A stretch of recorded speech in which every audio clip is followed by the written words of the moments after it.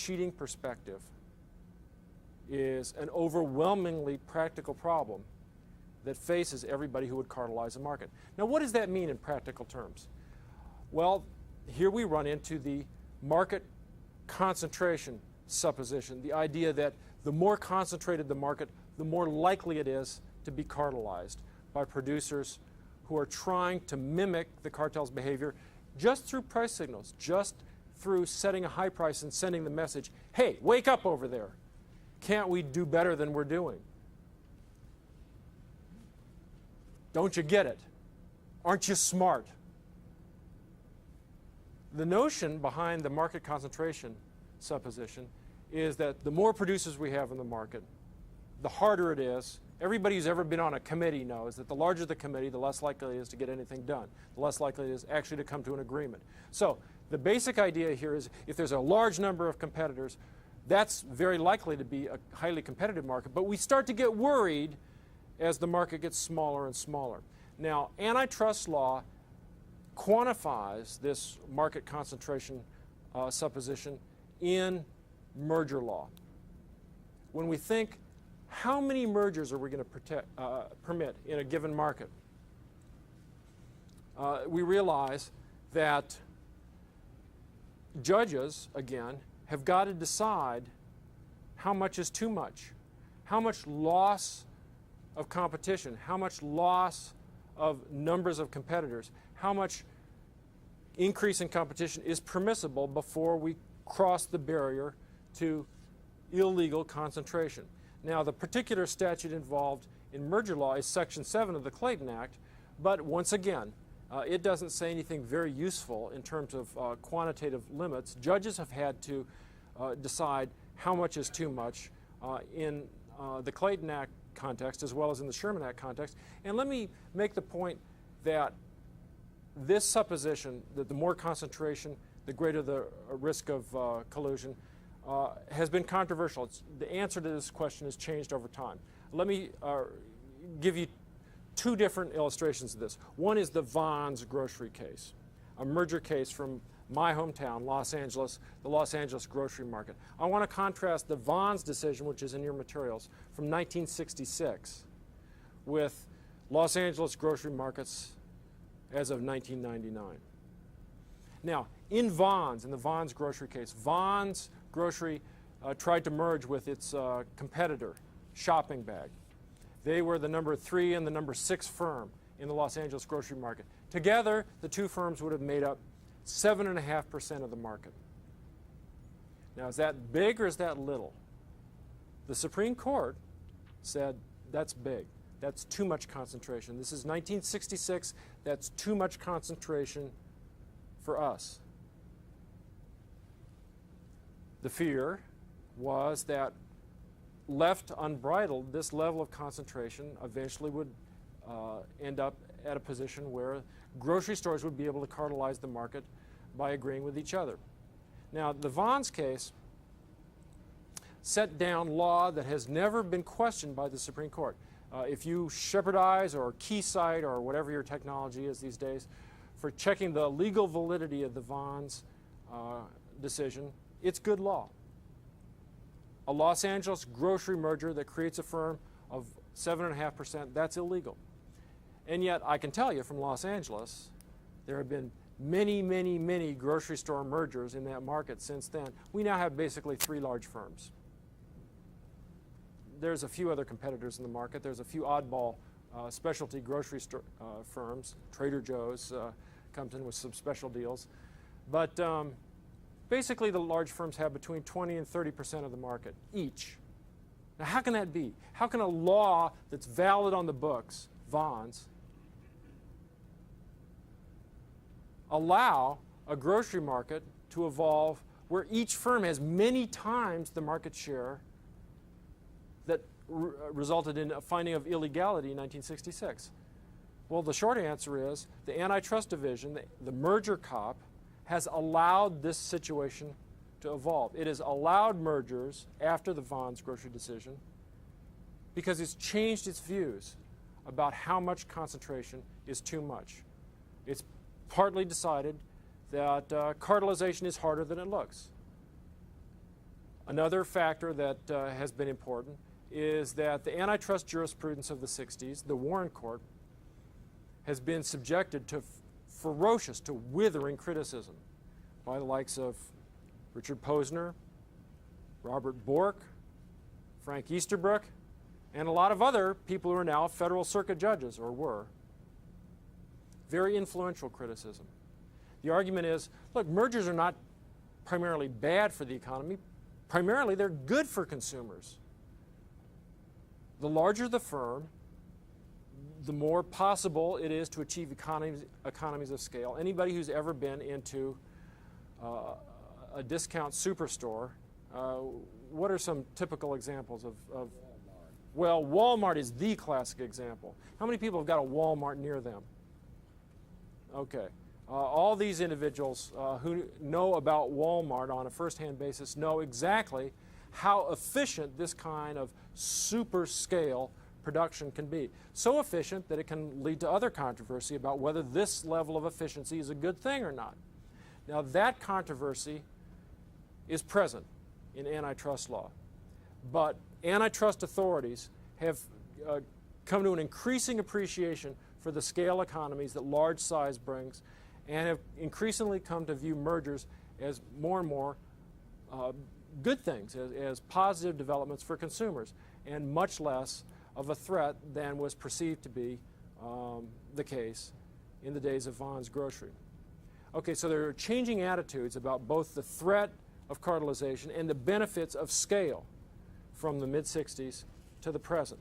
But there's more going on as well, and this is my third point about how the economics of this situation, the cartel threat, the threat of monopoly pricing, is always in service of larger goals as well.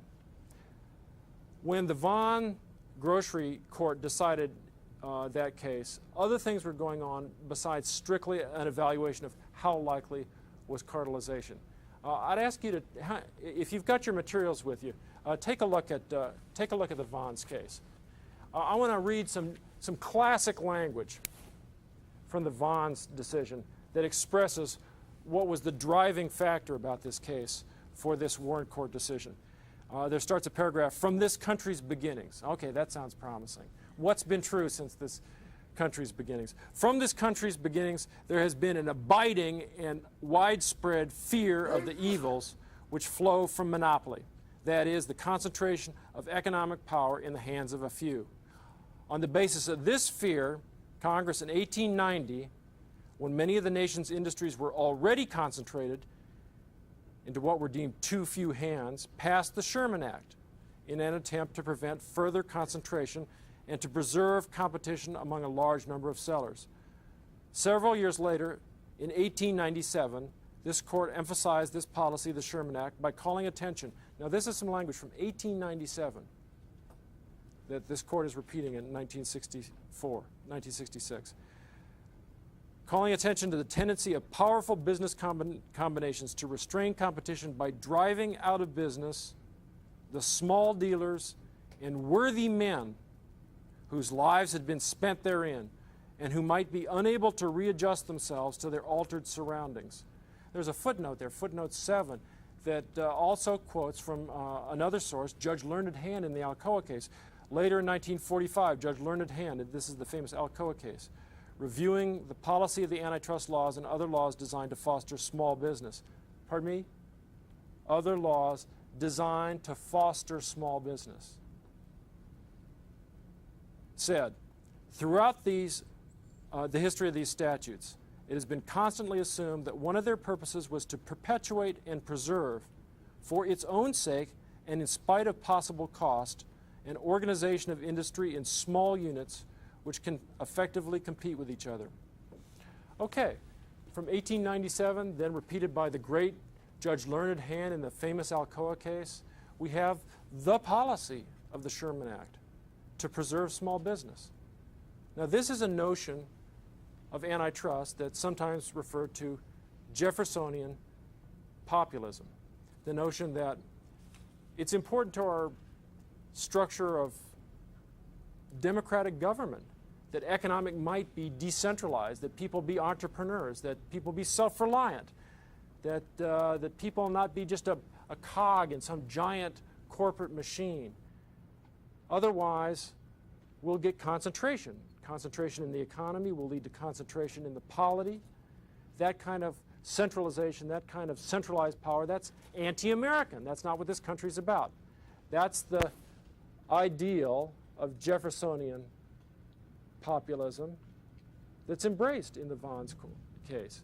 Now, I want to illustrate how this ideal has been changed and indeed turned on its head through a particular citation from an earlier case, one on which the Vaughn's court relied, and that was the brown shoe case.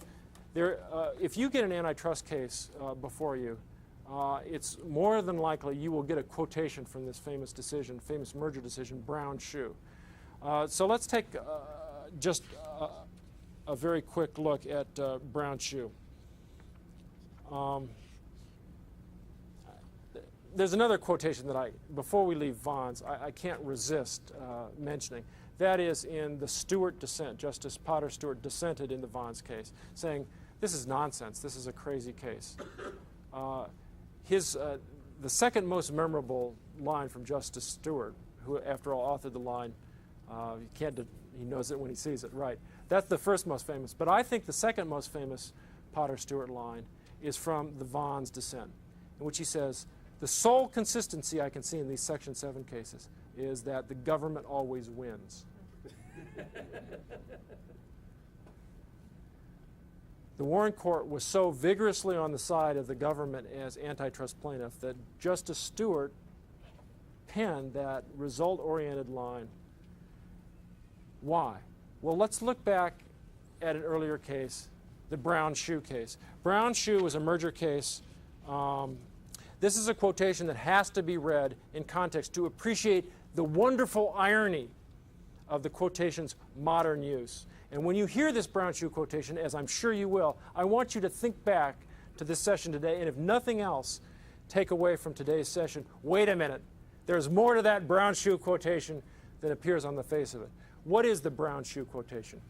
Now this is another merger case. Here brown shoe was merging with Kinney shoe. Both sold shoes in retail shoe stores. So the question was, did this merger, which in many markets produced a combined store with 5% of the local market, 5%, had 7.5% in Vaughn's, 5% in brown shoe, held illegal. Why? A third significant aspect of this merger is that it creates a large national chain which is integrated with a manufacturing operation. Okay, so there's vertical integration. There's shoe manufacturing integrated with now a merged retail sector. Now, what about this integrated function? The retail outlets of the integrated companies, by eliminating wholesalers and by increasing the volume of purchases from the manufacturing divisions of the enterprise, can market their own brands at prices below those of competing independent retailers. Sound like Walmart? This is baby Walmart. Of course, some of the results of large integrated or chain operations are beneficial to consumers. Their expansion is not rendered unlawful by the mere fact that small independent stores may be adversely affected. And here's the line. It is competition, not competitors, which the Act protects. That's the famous line. It is competition, not competitors, which the Act protects. In brown shoe, look at the next word. But. But. We cannot fail to recognize Congress's desire to promote competition through the protection of viable, small, locally owned business. Congress appreciated that occasional higher costs and prices might result from the maintenance of fragmented industries and markets. It resolved those competing considerations in favor of decentralization. We must give effect to that decision. So, it's competition, not competitors, that the Act protects, but we're protecting competitors. The competitors of the integrated brown Kinney shoes will be like the competitors of Walmart. They'll find that they won't be able to compete because their costs are higher. Now, competitors will die if we permit this merger. Now, it's true this merger would serve consumers through lower prices, but we must give effect to Congress's decision to protect small business. Comment or question, Your Honor? Can you make an argument that when they're favoring decentralization, they're really not directed towards prices, but towards ease of entry? The two go hand in hand. Yes, you can make that argument. Let me say a few words and see if... Culturally, a lot of this language is directed towards ease of entry into the business for the small. Yes. Culturally, the point was that ease of entry into a market is facilitated if what you're trying to enter against is not Walmart or some giant integrated national shoe chain. If I decide I'd like to get into the shoe retailing business, it's going to be much easier for me to get into this market if it is not dominated by massive scale. After all, maybe if I'm a billionaire, maybe if I run Microsoft or I'm a huge investor, then I can buy enough shoe factories and retail operations to enter at this massive scale that's required when these behemoths are in the market. But that's unrealistic for your average citizen. If Jefferson would have liked the yeoman citizen to be able to get into retailing if she or he wanted to, it's much easier to enter a market that's more disaggregated, that's more fragmented. So there are two sides to the same coin. Once we allow this super efficient, super scale, it makes entry for your average person much more difficult. And that was a theme that was extremely resonant in the Warren Court. Now, is that responsive? What's happened to that theme today? Today, we get a one-sentence quotation from Brown Shoe. We get simply the line, "It is competition, not competitors, that the Act protects." Now, I could give you that citation in many different places. One case that very prominently displays it is the Brook Group case that I list in the materials. I think, given the time, I'm not going to go into Brook Group in any detail. Let me simply say that that was a case about predatory pricing. The antitrust charge there was that one tobacco company had engaged in anti-competitive activities through a strategy of predatory pricing, pricing below cost with a deliberate strategy of driving competitors out of the market. And the Supreme Court decided, in an extraordinary opinion, that the jury verdict was against the weight of the evidence. More accurately, let me phrase it more precisely than that, that no reasonable jury could have concluded that there was a successful or viable predatory pricing claim on the facts in that case. You know how unusual it is for the Supreme Court to engage in a review of a factual record. Well, it did in this case. It went through the entire record and said no reasonable jury could have concluded that that was a viable claim. In the course of that analysis, the court had to confront the claim, well, pricing below cost, that's very bad on competitors. And the court's response was to quote Brown Shoe, but to quote only one sentence from Brown Shoe, and to say, it is competition, not competitors, that the Act protects. So even if a firm is pricing below cost for a while, what happens in the long run? After all, what is a predatory pricing strategy really but a money-losing contest? It's me saying to my competitors, okay, everybody, take $1 out of your pocket. Now light it. I'm selling $1 below cost. I'm burning up $1 with every product I sold. So did you like that last round? Let's do it again. Light it. Do it again. How many dollars are you going to burn up? Because I'm going to keep doing it. Do you believe me? Finally, you believe me. The guy's crazy. He's just going to keep pricing below cost. He's going to keep losing money with every product he sells until I leave the market. Okay, all right, I'll leave the market to that crazy person. Okay, I've invested all those burned up dollars in achieving a monopoly by driving all of my competitors out of the market. What's the harm to the consumer so far? None. So far, there's no consumer injury at all. Why? Because price has not gone up to that monopoly level. In order for there to be consumer injury, the theory of this particular offense goes, I now have to exploit my monopoly price position by raising price to the monopoly level. But what's that going to do? Once I raise price, aren't I just going to draw all those competitors back into the market? Because now price is above cost. Unless the plaintiff can prove that there is a recoupment potential, a long enough period of monopoly profits for me to reap a payoff big enough to make up for all those burned dollars that I invested to get this strategy position, unless there's that recoupment, there's no consumer injury. So you see how apt the claim was. Consumers, well, they may not be hurt yet, but certainly the competitors have been hurt, and we're one of the competitors. We're suing to stop this predatory pricing strategy.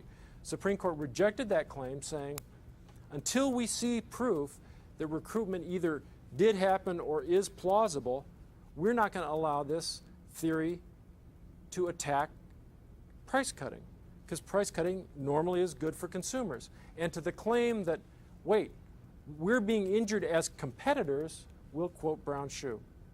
It's competition, not competitors, that the Act protects.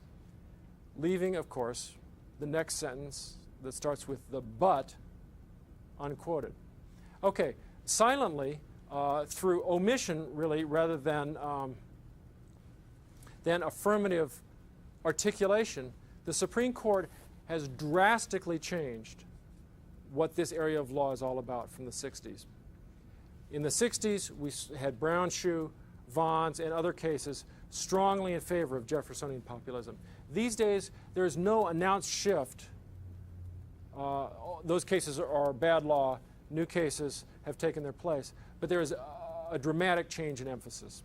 These days, consumer welfare and consumer sovereignty are very much the bywords of modern antitrust jurisprudence. That leaves federal district courts throughout the country in a tough situation, because you're being asked to apply law that is 30 years old and that in some sense is not good law, in the sense that it's very doubtful that those same cases would be decided the same way today. But there's no modern precedence that says ignore them. So what I've tried to do today is to drive home really 3 points. First of all, federal judges are the architects of this area of law.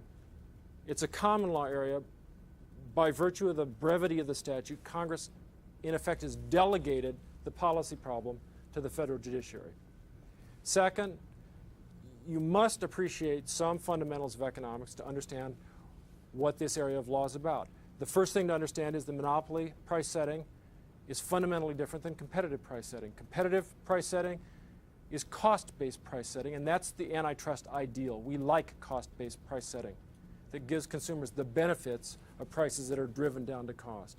Monopolized price setting is the evil, and where competitors try to mimic that cartel result, they'll be prosecuted these days likely on a criminal basis. However, when competitors try to mimic that cartel result, it's harder than it looks.